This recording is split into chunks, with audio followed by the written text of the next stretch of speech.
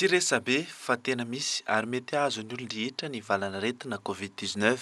Ho an'ny eto amin'ity fitsaboana tsy miankina iray ity, tafiakatra avy telo eny amin'ny mahazatra ny abetsahan'ny olona mitsabo teny eto aminy. Ny ankamaroan'ireo marary dia saika maneho ny soritra retina COVID-19 raha ny nambaran'ity mpitsabo ity.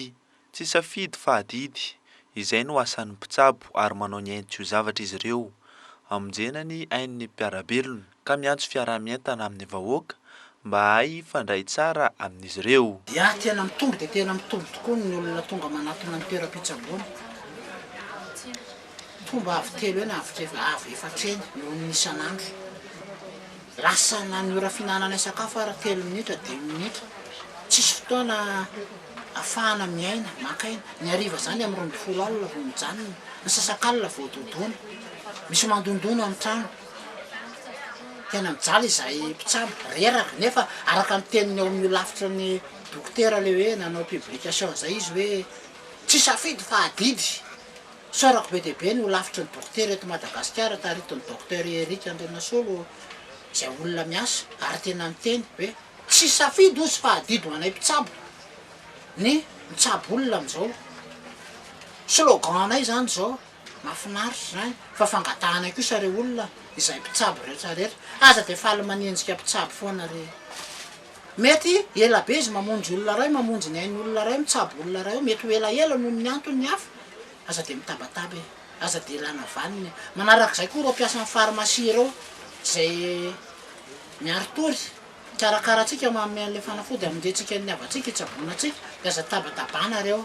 Reraka ireo olombelona ireo fa asio tsika kely foana zany rehefa manao zavatra atao am-pitiavana dia mba mifammetanana koa tsika efa anatrehan'ireo raha misy olona marary mafy, raha misy olona marary sendra olona mipetrajery, aza vela irereo izy. Na izany na tsy izany, isan'ny manahirana ireo mpitsabo amin'izao fotoana izao ny fahavitsian'ireo farmasia mpiandry raharaha na ny pharmacie de garde izay misy fiantraikany be dia be eo amin'ny fitsaboana ny marary. Izany indrindra no iantson'ny mpitondra fanjakana andidin'ny farmasia rehetra hiandry raharaha amin'izao fotoana fiparitahan'ny valanaretina izao. Zavatra misy ary mampalahelo ankehitriny nefa dia izay angatahanay anaovako amin'ny mampitsabo anahy antso aminareo mpitondra fanjakana rehetra, amin'ny mampitsabo ny tena ary maha olombelona ny tena dia hoe sao dia mba tokony ireo olona ho jerena ilay farmasia izay atao hoe manao pharmacie de garde. Tokony hampanaovana manomboka zao garde foana ireo mandritra amin'ity valanaretina ity satria mijaly ilay olona. Filaharana amin'ny pharmacie de garde izay vitsy dia vitsy lavitra dia milahatra ela be. Adiny ray sasany adiny roa vao mahazo fanafody. Avy eo raha sanatria tsisy eo amin'ilay farmasia io dia mandeha mitady any amin'ny farmasia anankiray hafa. Mbola lany ohatr'izay, sahirana ihany ilay havan'ilay marary. Ohatran'ny tenanay zao izay namonjy olona nanao urgence anankiray, fanafody anankiray anjaran'ny farmasianina, anjaran'ny ho lavitry ny farmasianina ny mamaha zany. Mihina fa reo dokotera rehetra namana reo dia miombon-kevitra aminahy zany. Aleo mba ampitomboana atao faran'izay betsaka amin'ny pharmacie de garde. Raha misy moa ny trangana tsy fahasalamana, fadina ny manao dokotera tena ary manantona mpitsabo avy hatrany hitsinjovana ny ain'ny rehetra, entanina hatrany isika, hanaja ireo fepetra ara-pahasalamana sy hihinana sakafo mitondra hery fiarovana. Saika nibahana nandritra ny filan-kevitry ny minisitra izay notanterahina omaly alarobia fa 1 volana martsa 2024. Ny resaka mahakasika ny fepetra vaovao apetraka ahafahana mifehy fianaky ny valanaretina coronavirus eto Madagasikara. Araka ity tatitry ny filan-kevitry ny minisitra ity dia ny CSB no mandray ny forme légère ireo izay mahatsiaro mikohaka sy reraka ary tsy dia tomombana tsara ny fahasalamany ka mitondra ireo soritra retin'ny COVID-19. Ireo CTC 19 kosa indray dia mandray ireo forme modéré, izany hoe ireo manomboka miasempotra ka heveriny mpitsabo fa afaka mbola ampiasaina ireo concentrateur d'oxygène. Ireo hôpitaly kosa no mandray ny forme grave, izany hoe ireo efa tena sempotra be sy mila fanarahana manokana mihitsy ny toe-pahasalamany. Raha Antananarivo manokana dia Etsimamasina village voire Antotapenaka ary ny eny Ivato izany hoe eny amin'ny MPC ex CCO teo aloha no misy ireo centre de traitement du Covid-19 na ny CTC-19 ary misy 7 ireo CSB afaka mandray ireo marary. Ireo CHU na ny hôpital lehibe rehetra eto Antananarivo kosa indray dia mandray ny marary ny Covid-19 forme grave avokoa. Hisoroana ny fiparian'ny valinaretina dia haharitra 20 andro ny fialan-tsasatry ny mpianatra mandritra ny Pasika izay anomboka Rampitso Azoma. Ny université ihany koa dia hisy fialan-tsasatra mandritra ny 20 andro mandritra ny Zoma ho avy izao ihany koa. Ividy ao anatin'ny fotoana fohy générateur d'oxygène ny fanjakana anampiana ireo efa misy any amin'ny hôpitaly mandray ireo marary Covid-19. 770 no laharana Antarby afaka iantsona ny bis amin'ny fanarahana ireo mitondra ny otrikaretina coronavirus ary ampitomboina ny ambulance ao entin'ireo maka ireo marary mamonjy toeram-pitsaboana. Anao fanadiovana faobe ireo toerana rehetra mandray olona manerana ny faritra ny ministera ny rano sy ny fidiovana ary ny fanadiovana ary ilana toizan'ireo toerana majo izany ireo fanadiovana ary koa ny fametrahana ireo fitaovana fanadiovana tanana. Omena fahazahoan-dalana ireo toerana fivarotam-panafody mba ho afaka mivarotra avy hatrany ireo fanafody ao anatin'ny protocole de traitement Covid-19. Amafisina ny fanomezana ny CVO+ ho an'ireo rehetra mitondra ny otrikaretina ary tokony ampiarina ireo mpitsabo rehetra mandray ireo marary na any amin'ny sehatra tsy miankina na tsy ireo protocole de soins mba ahafahana mandray antanana aingana ireo marary mitondra ny sotraretina mba hisoroana ny fahatongavana amin'ny forme grave. Haverina tsangana ao anatin'ny fotoana fohy ihany koa ny PNGM na ny plateforme nationale de gestion médicale atao etsy amin'ny lapan'ny kolotsaina sy ny fanatanjahantena etsy Mahamasina mba ahafahana mifehy ny fianaky ny valanaretina. Nampitandrina ireo mpitsabo nentim-paharazana manao tao foana na mioampefy amin'ny sehatra iasany ny filohan'ny fikambana pirenena misahana ny mpitsabo nentim-paharazana manoloana izao fiatrehana ny fianaky ny valanaretina Covid-19 izao. Indrindra manoloana ny fahamohan'ireo mpitsabo nentim-paharazana sasany fanafody izay tsy mifanaraka amin'ny lalàna sy ny fipetratakina mahakasika izany. Afaka mamoaka fanafody ny mpitsabo nentim-paharazana fa tsy mahazo manambara ny fanafody ny ampahibe maso raha tsy nahazo alalana avy amin'ny ambaratonga ampahefana isan-tokony. Tsy mahazo manao dokam-barotra ihany koa ialana amin'ny fahavoazana mety ahazo ny mpiarabelona. Misy ny didy mandalana izay efa ankatoavana ny asa fitsaboana nentim-paharazana eto Madagasikara tsy hoentina anararotana ioaram-pefya izao vaninandro zao fa efa voalaza fa ny fanafody zay vokaritsika mpitsabo nentim-paharazana dia tafiditra amin'ilay klasy voalohany na kategoria 1 mikasika ny famokaram-panafody eto Madagasikara. Arak'izany rehefa foroninao le fanafody dia ampiasainao ao amin'ny efitrano fandraisanao olona. Enao sy ny mararinao no mifankafantatra mikasika an'iny dia tsy misy olana izany. Misy ny lalana sy lalàna hoentina mikarakaran'izany raha toka manao fanambarany ianao kanefa lasa miteny ny karazana aretina zay tsy nianaranao dia déclaration mensongère ny anaran'izany eo anatrehan'ny lalàna ka tokony hitandremana. Rehefa manambara an'ireny fanafody ireny ianao na mitsabo dia tsy midika hoe maka titre olona hafa, zany hoe dokotera, professeur ianao, zay vao iheveranao fa ho fantatry ny olona ianao, fa usurpation de titre ny anaran'izany eo anatrehan'ny lalàna ka manjary manala baraka ny fikambanantsika izany sy manala baraka ny hasin'ilay fitsaboana nolovantsika avy tamin'ny arazantsika ananatsika ny maizy azy. Tsy afaka mitsabo ny valanaretina Covid-19 ny mpitsabo nentim-paharazana. Ny fitandremana amin'ny alalan'ny fifanabeazana eny anivon'ny fiarahamonina sy ny fisorohana ny valanaretina no azon'ny mpitsabo nentim-paharazana atao. Tsy maintsy alefa eny anivon'ny toeram-pitsaboana voakasika ny marary raha toa ka ahitana fiombona aretina mampiseho soritra Covid-19. Ny anjaran'ny fitsaboana nentim-paharazana dia any amin'ny sehatra fisorohana angambany satria ny famantarana an'izany coronavirus zany nge fantatsika hoe avy any ivelany kely aretiny. Ny nentim-paharazana tompoko dia tsy manao analizy, tsy manao radio, tsy manao scanner sy ny sisa sy ny sisa, fa ireo aretiny efa tranainy teto amintsika no efa fantatra eny anivon'ny fiarahamonina eny ny fisehony, dia zay no afaka andraisana an-tanana. Koa raha tonga any amintsika any ny olona mikohaka na ny olona sempotra sy ny sisa, dia fantatsika ny hoe sempotra tsotra io na kohaka tsotra io.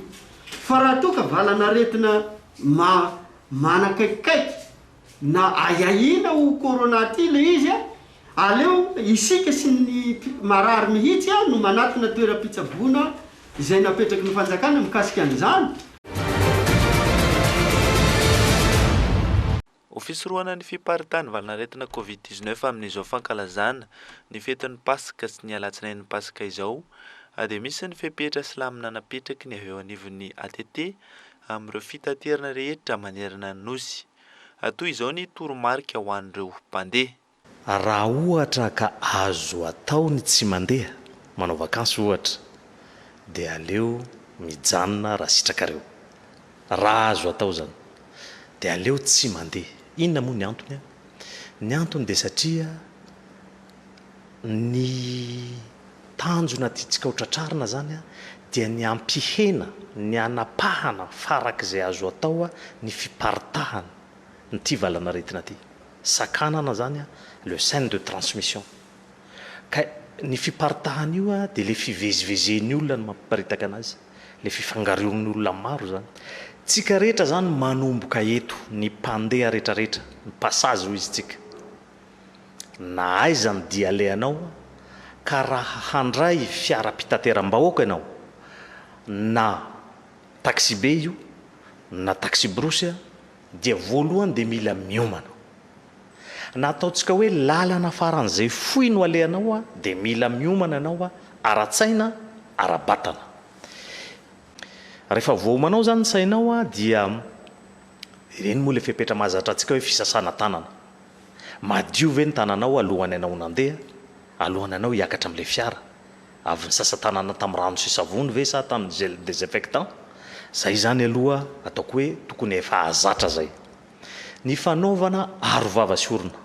Ny mpandeha tsy manao arovava sy orona dia tsy mahazo miakatra ao anaty fiara fitateram-bahoaka. Raha andeha zany atsika dia ny eo am-piaingana sahady dia jereo ny elanelana. Angaviana zany tsika mpandeha mba ho vola feno no atao sarandalana. Inona moa no atao hoe vola feno? Raha le sarandalanao zany 900 ohatra, 900 ariary, dia iny 900 ariary iny no entinao. Zay le ataoko hoe miomana ny olona rehetra alohany andeha. Inona ny antony? Amin'izay iny rehefa omenao le receveur dia tsy misy fameriny tsony. Fa raha manome 2 arivo ianao dia hamerim-bola indray zany le receveur. Iny zany alantsika le fifanankalozam-bola ao anatin'ny fiara fitateram-bahoaka iny. Ny faharoa koa, rehefa tonga ao anatin'le fiara, rehefa tonga ao anatin'ny fiara ny mpandeha anankiray dia tsy tokony ovaova seza. Misy ihany koa ireo fepetra izay tsy maintsy arahan'ireo fiara fitateram-bahoaka rehetra, na izany bajaj na taxi be na ny taxi. Voakasika izany ihany koa ireo toeram-piantsonana samihafa. Ka ho an'ny mpitatitra zany voalohany indrindra mila fiomanana koa amin'ny resaka fahadiovana. Fahadiovan'ny fiara fitaterana, fahadiovan'ny gara routière, fahadiovan'ny mpiasa rehetrarehetra miasa ao amin'io sehatra ny fitaterana io. Zany hoe fendrahana fanafody, le désinfectant io, na ny toeram-piasana, na ny gara routière reny guichet reny, na ny fiara rehetrarehetra zany farafakeliny isaky ny 7 ora, 48 heures zany. Zay ny fiara zay. Tsy misy zany fiara tsy madio zany hiasa. fa tokony efa vita lavazo izy ny fiteny mazatra voakosoka savony tsara ny ao anatin'ny seza rehetrarehetra iny voalohany aloha ho an'ireo le urbaine sy ny suburbaine reo le taxi be eto Antananarivo sy any amin'le toeran-dehibe zany dia averina eto foana fa efatra isaky ny bankety ny azo entin'ireo taxi be urbaine sy suburbaine reo ho an'ny fiara genre sprinter de telo isaky ny bankety izy ho an'le fiara genre Mazda le minibus zany dia ferana olona telo miaraka amin'ny chauffeur ny ao amin'ny devant telo miaraka amin'ny chauffeur passage anankiroa zany ny ao amin'ny devant ny an'ireo zotra régional sy national kosa dia ireo le isan'ny olona voasoratra ao anatin'ny licence d'exploitation zay ny tokony isan'ny olona hoentin'le fiara fa tsy mahazo mihoatra an'izay ny fiara tsirairay dia tsy maintsy manana gel désinfectant averiko indray mandeha ny fiara tsirairay dia tsy maintsy misy gel désinfectant zany hoe ny mpandeha rehetrarehetra zay misy ao zany ny mpandeha koa moa zany teo efa niangaviantsika hoe araka izay tratranao koa mba mitondra koa anao gel fa raha sendra tsy misy moa izy dia ny fiara koa zany efa misy gel désinfectant dia eny an-dalana zany indrindra ho an'ireo zay mandeha lavitra mba sokafana le fitaratra ny fiara avela isokatra le fitaratry le fiara mba hivezivezy tsara ny rivotra ao anatiny ny fiara iny ho paka herendoza mba tsy hisy mba ho voasakatsika ny fiparitahan'ny valana retina farany angambany mahakasika an'ireo taxia sy ny bajaj eto dia manainga ny tompona andraikitra rehetra mba ho arahana maso ny fanaovana désinfection na ny famindrana fanafody ny taxia sy ny bajaj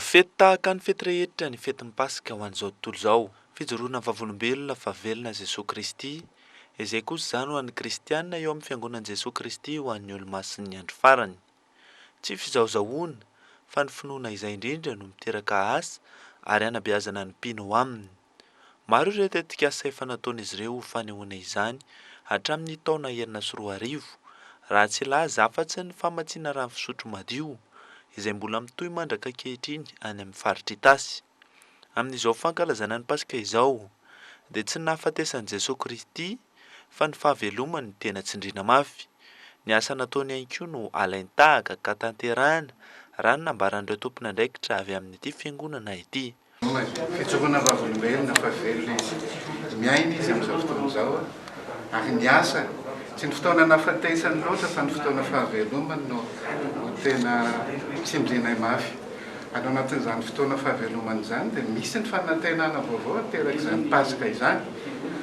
manana fanantenana ary manana manamafy ny finoany olona tsirairay fa na eo aza ny olana izay lalovana ao anatina fiainana dia misy ny mpanafaka ary tsy miala Kristy tsy miala Andriamanitra raintsika any an-danitra miaraka amintsika eny foana izy tsika no angatahana hanokatra ny fotsika mba ahafahany miasa ary rehefa miasa ao amintsika izy dia voavany zavatra rehetrarehetra ny finoana dia miteraka asa ary izay asa izay ihany koa no tena tsindriana mafy atao anatin'ity fiangonana ity eo no mahafetin'ny pasika fa fotoana anankiray tena hijerenay ihany koa ny olona izay sahirana ao anatiny zany pasika izany tsy ny mahafety azy loatra fa inona ny asan'i Jesosy Kristy nandritry ny fotoana izay niainana zany no tanterahana zany no fakatahaka ary tsy mijanona ho an'ny mpikamo indrindra ny tanora nefa zarina isahady hanao an'izany asa fiantrana araka ny conférence de presse natao tao tsindriana mihitsy fa ny fiantrana dia zavatra lehibe ny fitiavana madio an'i Jesosy Kristy dia tsy fitenenana fotsiny fa tena arahana azy tena manao mihitsy inona ny zavatra foinao ho an'ny mpiarabelona aminao inona ny zavatra misy eny aminao hifampizaranao amin'ny namanao tahaka an'izany no fankalazana ny pasika zany raha fitinina dia fety ho an'ny kristianina tokoa izy io ary manaja an'izany ny fiangonana fa akoatra ny mahafety azy dia tena fotoana anankiray hijoroana vavolombelona fa tena velona Kristy zay zany tena zavatra tena ngeza be. Ao anatin'izay fankalazana ny Pasika izay dia ho notanterana ny alahady ho avy izao ny fihaonam-be maneran-tany ho an'ny Fiangonan'i Jesosy Kristy olo-mason'ny andro farany. Hetsika izay anjaisany ireo ratsy mangaika an'ity fiangonana ity maneran-tany anjara izay mandeha mivantana amin'ny haino aman-jery tsy miankina vitsivitsy ary ao amin'ny haino aman-jerim-panjakana ny alahady 20 Aprily.